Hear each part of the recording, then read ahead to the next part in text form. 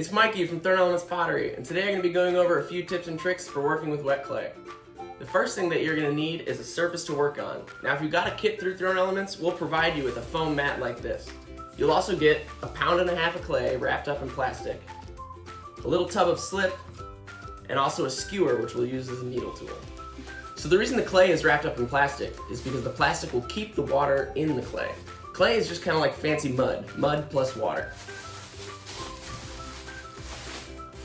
We want to remember that if we take a piece out to work with, we want to keep the rest of our clay wrapped up in plastic so it doesn't dry out. Now there's one more thing you're going to need to work with that we don't give you in the kit, and that's a bowl full of water, and it also helps to have a sponge. You can use a regular old kitchen sponge. The reason we want the bowl of water is because as you work with the clay, it'll naturally dry out, and your hands will soak up some of the water too. If your clay gets a little bit too dry, it'll get lighter in color and start to crack a little bit. But instead of just wetting the clay right in the water, one thing I like to do is to dip my fingers in and then just work some of the water back into the clay. One of the most important things to remember when you're working with clay is that you need to slip and score. Some people call it scratching and attaching. What that means is if I want to join two pieces of clay like this, I can't just smush them together because they'll break right apart. What I need to do is slip and score. So in your kit should be a little tub of slip. Now this is just regular old clay plus a lot of water. So the way you slip and score is by scratching up both surfaces that you want to attach. So I'm going to use my skewer to slip and score, but you can also use a fork. So you want to do a lot of scratches in both directions, all over the surface where you want to attach your clay. And then we got to scratch up the second surface as well. So what this does is increases the surface area of the two surfaces that you're going to be joining, so they can grab and lock onto each other nice and tight. And once both of our surfaces are scratched up, we're going to take a little bit of slip and gently place it on there. We don't want to rub it in too deep or else we'll smooth out the scratches that we just made.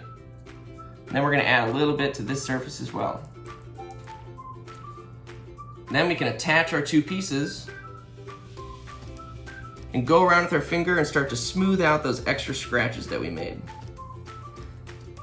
I usually argue that it's better to have too many scratches instead of too few scratches, because if you have too many scratches, you can smooth them back out. But if you don't have enough scratches, then your pieces won't stick together. So right now I am making a tree. So this is going to be my ground level and this is going to be the trunk of my tree. So I'm just going to pinch this here to make another little branch. Another really important thing to remember is that thicknesses matter. If a piece of clay is too thick and we go to put it in the kiln, it's going to crack and explode. So this base of my tree is a little bit too thick. So to fix that, I'm going to go from the bottom and just dig a little bit of clay out.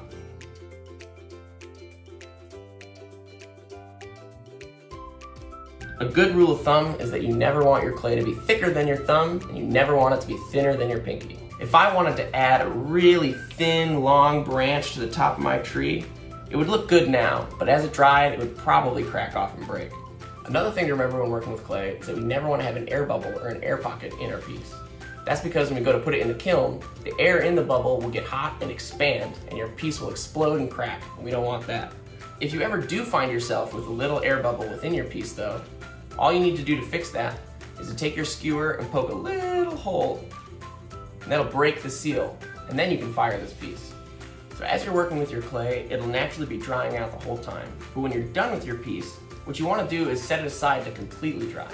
This might take a little while. However, when it gets really, really dry, it'll get a much lighter color, and it'll also be really, really fragile. So if you're bringing your piece back to the studio, you're going to want to be really careful transporting it. And those are some of the basic tips of working with wet clay. You want to remember, work on a mat, wet your fingers and then the clay.